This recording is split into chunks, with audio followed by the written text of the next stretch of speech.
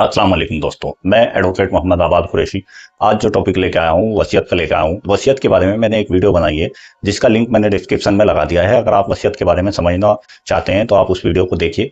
आज का जो टॉपिक है वो है मुस्लिम वसीयत का।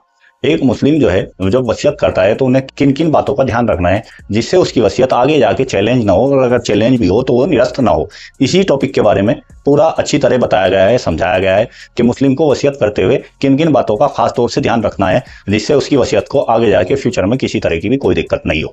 कोई भी मुस्लिम अपनी चल अचल संपत्ति की बाबत वसीयत कर सकता है, लेकिन उसकी लिए खास कंडीशन रखी गई है, कुछ शर्तों का उसे खास तौर से ध्यान रखना है। तो वे शर्तें कौन कौन सी हैं उसी के बारे में इस वीडियो में बताया गया है। अगर आप एक मुस्लिम हैं और आप ये समझना चाहते हैं कि हमें वसीयत करते हुए किन बातों का ध्यान रखें तो ये वीडियो आपके लिए है, अन्यथा आप इस वीडियो को यहीं पर छोड़ के जा सकते हैं। तो मेरी सभी व्यूअर्स से रिक्वेस्ट है कि जो भी मेरी वीडियो पे पहली बार आए हैं अपने वीडियो को लाइक करें, शेयर करें और चैनल को सब्सक्राइब करें। वीडियो शुरू करते हैं। वसीयत करते समय जो सबसे खास बात है, कोई भी मुस्लिम अपनी चल अचल संपत्ति की वसीयत कर सकता है। वो अपने उत्तराधिकारियों, गैर उत्तराधिकारियों को किसी के भी हक में वसीयत कर सकता है। वसीयत वो अपनी 1/3 संपत्ति की कर सकता है और 1/3 संपत्ति से ज्यादा की वसीयत करते समय उसे अपने उत्तराधिकारियों से इजाजत लेनी जरूरी होती है। वो वसीयत करते समय भी ली जा सकती है और वसीयत के लागू होते समय भी हो सकती है। अगर उसके उत्तराधिकारी इस चीज की इजाजत नहीं देते हैं तो 1/3 भाग से ज्यादा की गई वसीयत अमान्य होगी, 1/3 भाग की वसीयत मान्य होगी। वसीयत करते समय उत्तराधिकारियों के पक्ष में की गई हो या गैर उत्तराधिकारियों के पक्ष में की गई हो, सभी तरह की वसीयतें मान्य है। जो कंडीशन उत्तराधिकारियों पर लगती है वो मैंने आपको वसीयत में खास प्रोविजन किए गए हैं। यदि कोई मुस्लिम आत्महत्या के प्रयास और मरने के बीच में अगर वसीयत करता है तो वो वसीयत शून्य मानी जाती है, क्योंकि उसमें ये माना जाता है कि वो व्यक्ति जो है सही मानसिक स्थिति में नहीं था जिस स्थिति में उसने वसीयत की। वसीयत करते हुए मुस्लिम का वयस्क होना जरूरी है।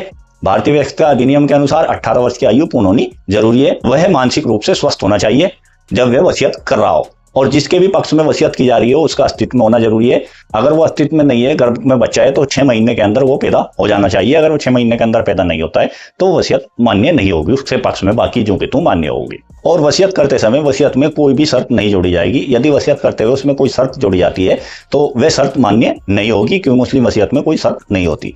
मुस्लिम वसीयत जब आप कर रहे हैं तो वसीयत के बारे में मैं आपको बता रहा हूँ, ये सारी बातें खास तौर से आप ध्यान रखें। वसीयत करते हुए वयस्क होना चाहिए, मानसिक रूप से स्वस्थ होना चाहिए, उत्तराधिकारियों से अलग अगर वसीयत कर रहे हो 1/3 भाग होनी चाहिए।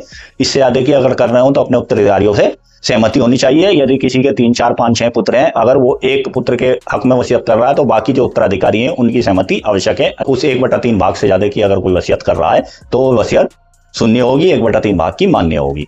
वसीयत का जो हिस्सा है, जो शेयर है, वो मुस्लिम लोगों के अनुसार है। मुस्लिम लोगों के अनुसार जिसका जितना शेयर, जितना हिस्सा होता है उतने की वो वसीयत उसके हक में कर सकता है। वसीयत की एक खासियत ये होती है, वसीयत करता जो होता है जब तक वो जीवित रहता है उसका मालिक और काबिज वही रहेगा, और उसकी मृत्यु के पश्चात जो है वसीयत लागू होगी।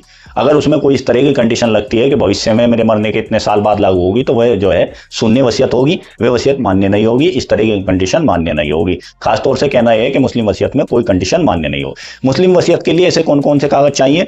कोई ऐसा खास कागज नहीं चाहिए। वसीयत लिखित भी हो सकती है, मौखिक भी हो सकती है, रजिस्टर्ड भी हो सकती है, नोटरी भी हो सकती है। लेकिन बेहतर यह है कि आगे आने वाली फ्यूचर में बचने के लिए अपनी वसीयत को रजिस्टर्ड कराएं, और उसमें रजिस्टर्ड कराने के लिए आपका आधार कार्ड और 2 जो है गवाह, उन दोनों गवाहों के आधार कार्ड और सबके 2-2 फोटो लगेंगे।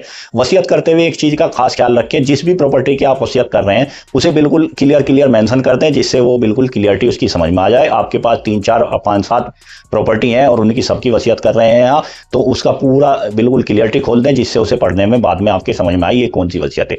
और जिसके भी उत्तराधिकारी को या जिसे भी आप जो मालिकाना हक दे रहे हैं उसमें वो सब चीज क्लियर कर दें। और इसमें साफ आप उसमें वसीयत में लिखें अपनी उम्र, उसका जो ड्राफ्टिंग होती है उसमें खास तौर से आपकी उम्र और आपकी स्थिति, मानसिक स्थिति के बारे में और वसीयत करने के कारण के बारे में साफ तौर से एक एक बात क्लियर सी लिखी जाए, और जिसके पक्ष में आप वसीयत कर रहे हैं उससे अपना रिश्ता भी खोल दें। तो इस तरह जब आप वसीयत करें, वसीयत में खास बातें होती है, वे मैंने इस वीडियो में बता दी है। इनका जब आप ध्यान रखेंगे, अगर आपकी वसीयत को चैलेंज भी हो जाता है तो वो चैलेंज ही निरस्त हो जाएगा, वसीयत निरस्त नहीं होगी। हम जो है इस तरह के टॉपिक पे नई नई वीडियो बनाते रहते हैं। आप हमारे चैनल पे जाइए, विजिट करिए, और उस पे जो है अलग अलग टॉपिक की वीडियो है उन्हें देखिए। अगर आपको वीडियो अच्छी लगे तो उन्हें लाइक करिए, शेयर करिए और कमेंट्स करिए, और जो भी आपकी राय हो उसे कमेंट्स करिए और चैनल को सब्सक्राइब करिए। Thanks for watching this video.